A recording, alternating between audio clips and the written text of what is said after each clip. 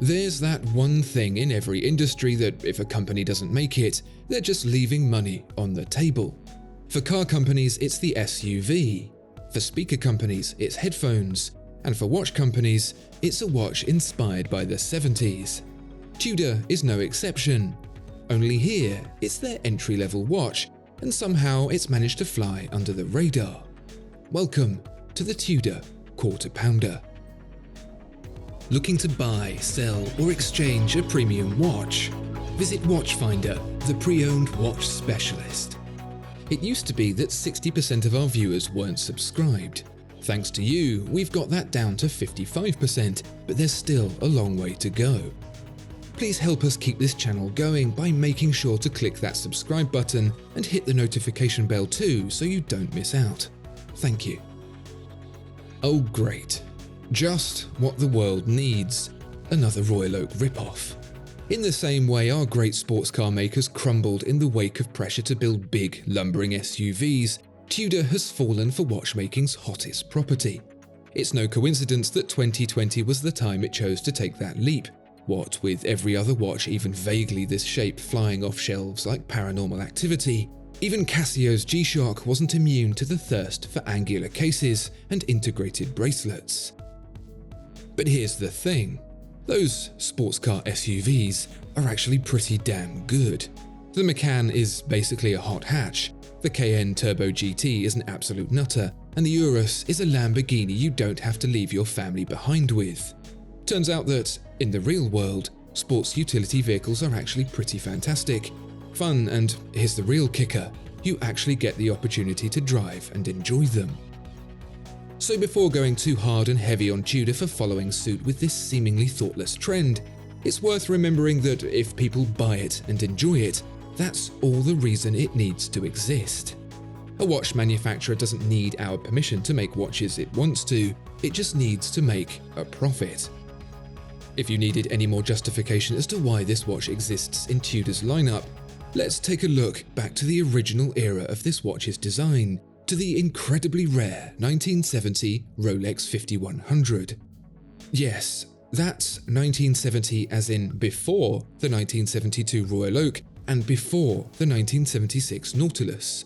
The 5100 contained the Beta 21 quartz movement, a collaboration of 20 different Swiss watch manufacturers in a bid to fend off quartz technology coming from Japan. As the name suggests, the Beta 21 was an early and unfinished movement, draining quickly and not particularly compact. So Rolex set about making its own quartz movement instead, the caliber 5035, to fit inside a watch that blended the integrated design of the 5100 and Rolex's most popular model, the Datejust. What resulted was the 1977 Oyster Quartz. So how does this relate to Tudor? Because as with many Rolex models of the time, an affordable version with an ETA movement was offered alongside it with the Tudor name. That watch, the Tudor Oyster Quartz, bore all the hallmarks of its more expensive sibling, and that watch is the direct originator of the Tudor Royal we see today. But is it any good? Of course it is.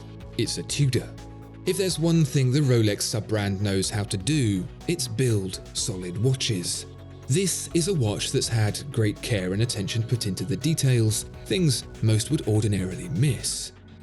Each link on the tapered bracelet is profiled, rather than flat, for example, joined with skinny polished links and held together with a chunky flip-lock clasp. The blend between it and the steel case, here in 41mm, is rounded rather than straight, adding some definition and individuality. The coin edge bezel skips between polished squares and knurled creases that pop with contrast. The dial is one of the nicest you can get on a Tudor, available in black, blue, silver, gold, or mother of pearl, and is replete with a bright sunburst effect that gives the name Royal some justification. It's not the first time that name has found its way into the Tudor lineup, but it might be the best. For added regal flair, the dial can even be specified with diamonds in place of the standard watch's Roman numerals. But the big surprise on this watch is not that it exists, but that it exists with a complication reserved for a model Rolex only makes in precious metal, the day date. Rolex describes its own day date as the ultimate watch of prestige, and yet here is the same functionality inside Tudor's lowliest entrant.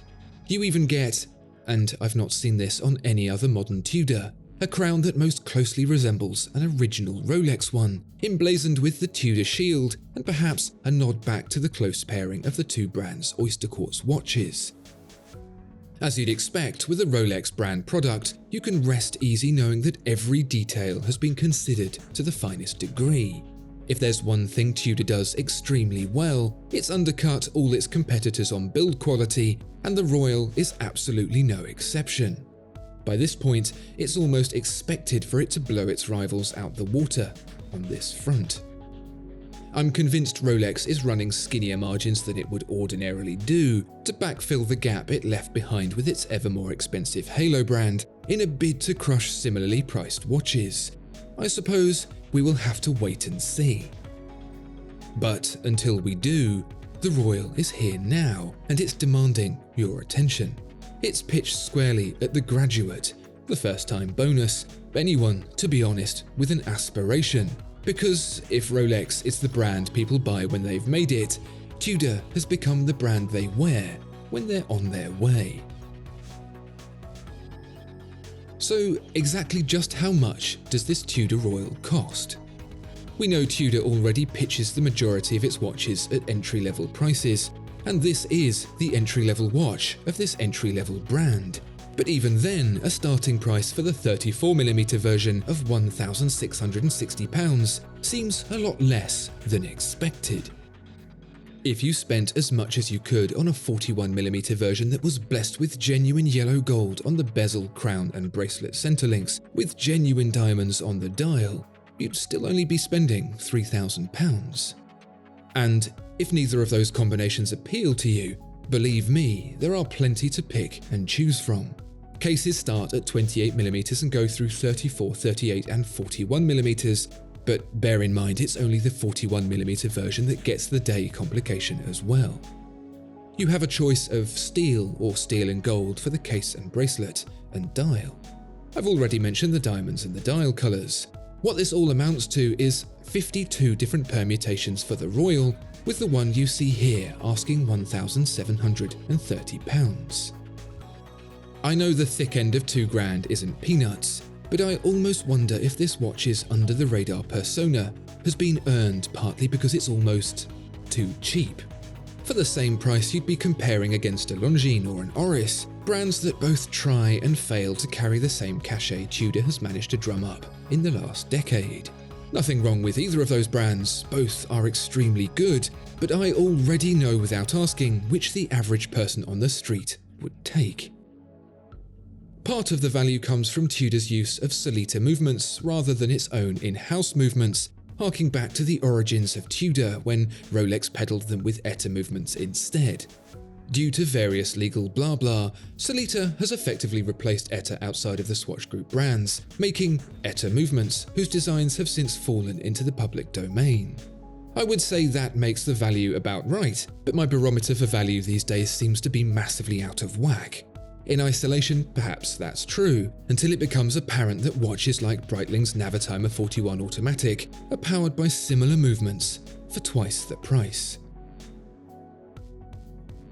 So Tudor has done the inevitable, something parent brand Rolex would never do, and has gone back in time to revive its 70s back catalogue in order to appease a trend. And that's fine. After all, look how originality worked out for the ill-fated North flag. Rolex may or may not be trying to flatten its entry-level competition with this watch, but for right now, that means we get a good watch with hot styling for a great price, ticking all the emotional and practical boxes in one. And that's why people buy SUVs.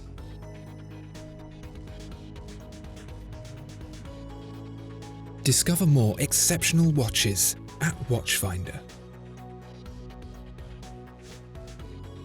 Thank you so much for watching this video. If you enjoyed it, please do consider giving it a like and subscribing to the channel. If there are any watches you'd like to see featured, please let us know in the comments below.